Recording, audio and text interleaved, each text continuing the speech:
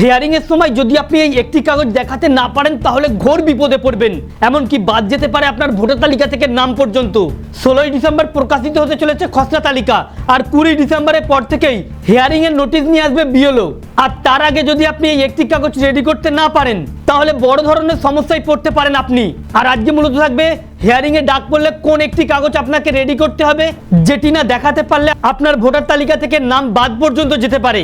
এ নিয়েই থাকবে বিস্তারিত আলোচনা, তাই আপনি ভিডিওটিকে মোটেও স্কিপ না করে শেষ পর্যন্ত দেখবেন, যদি আপনি না চেয়ে থাকেন যে ভোটার তালিকা থেকে আপনার নামটি বাদ যাক।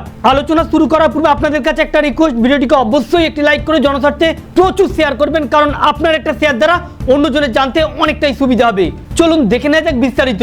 আগামী 16ই ডিসেম্বর প্রকাশিত হতে চলেছে খসড়া তালিকা। এখনো পর্যন্ত নির্বাচন কমিশনের রিপোর্ট প্রায় 58 লক্ষ নাম বাদ গিয়েছে। হিয়ারিং এ ডাক পড়ার পরেও আরো কয়েক লক্ষ নাম যেতে পারে বাদ, যা প্রায় কোটি ছাড়িয়ে যেতে পারে।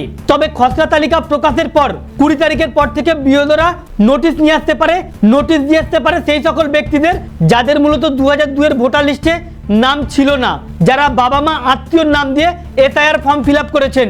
এমন 40 লক্ষ ব্যক্তিকে নোটিশ পাঠাতে পারে এবং হিয়ারিং এর পরে এই সংখ্যাটাও বাড়তে পারে। প্রথমত, বিএলওরা ফর্ম আপলোড করার সময় কমিশনের চোখে যারা সন্দেহে পড়েছে, যাদের ম্যাপিং এ গন্ডগোল হয়েছে, তাদেরকে হিয়ারিং এর জন্য নোটিশ পাঠাবে। এবং ভোটারদের বাবা মায়ের বয়সের ফারাক 15 বছর, অর্থাৎ যাদের ভোটার লিস্টে বয়সের গন্ডগোল ছিল এমন ব্যক্তিদেরকেও হিয়ারিং এ ডাকতে পারে। বা ভোটার সঠিক নথি জমা দিতে পারেনি এমন ব্যক্তিদেরকে হিয়ারিং এর জন্য ডাকা হবে। আর হিয়ারিং পর্বটা খুবই গুরুত্বপূর্ণ একটি পর্ব হতে চলেছে, যে হিয়ারিং থেকেই ডকুমেন্ট সঠিক না থাকার ফলে ঘোর সমস্যায় পড়বে অনেকেই। যে হিয়ারিংটা খুব কড়াকড়ি ভাবেও হতে চলেছে, কোন রকম গাফলতি বা ত্রুটি যাতে না হয়, বা সাধারণ অবৈধ ভোটাররা যাতে ডুপ্লিসিটি করে ভোটার লিস্টে নাম তুলতে না পারে, এর জন্য একদিকে যেমন সিসিটিভি ক্যামেরার আওতায় থাকতে হবে, অপরদিকে যাতে গন্ডগোল না হয় তার জন্য কেন্দ্রীয় বাহিনীও রাখা হতে পারে। যদি আপনাকে হিয়ারিং এ ডাকে, যদি আপনি আপনার বাবা মায়ের কাগজপত্র দিয়ে এসআইআর ফর্ম ফিল আপ করেন, বা বিএলওরা ফর্ম আপলোড করার সময় যদি দেখে যে আপনার যে আত্মীয়র ডকুমেন্ট দিয়েছেন সেটি ম্যাপিং এ গন্ডগোল হয়েছে, বা যদি আপনার 2002 এর নাম থেকে থাকে আর 2025 এর লিস্টেও নাম ছিল কিন্তু ম্যাপিং এ গন্ডগোল, এক্ষেত্রে তথ্যগুলো ভালো করে যাচাই করবে ইআরও।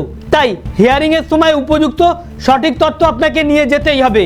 যদি আপনি আপনার আত্মীয়র কাগজপত্র দিয়ে ফর্ম ফিল আপ করে থাকেন, তাহলে আপনার আত্মীয় 2002 এর ভোটার লিস্টের জেরক্স এবং বর্তমান তাদের ভোটার লিস্টের জেরক্স, এছাড়া আপনার কাগজপত্র যাতে প্রমাণ দেবে আপনি তার সন্তান বা আপনার সে বাবা, এভাবে আত্মীয় যার কাগজপত্র দেবেন, হতে পারে ঠাকুরদা ঠাকুমা, হতে পারে দিদা, কাগজপত্রের মাধ্যমে আপনাকে প্রমাণ করতে হবে। যদি কাগজপত্র গন্ডগোল থাকে তাহলে কিন্তু ঘোর বিপদে পড়বেন। তাই হিয়ারিং এ ডাকার আগে এখন থাকতেই আপনাকে ওই কাগজপত্রগুলো রেডি করতে হবে, নইলে ঘোর বিপদে পড়বেন আপনি। তো ফ্রেন্ডস, এই ছিল মূলত আজকের আপডেট। আমাদের উদ্দেশ্য ছিল এই আপডেটটি আপনাদের সামনে উপস্থাপন করা, যাতে আপনাদের জানতে সুবিধা হয়ে থাকে। ভালো লেগে থাকলে ভিডিওটিকে অবশ্যই একটি লাইক করে শেয়ার করবেন। Thank you friends, thank you for watching.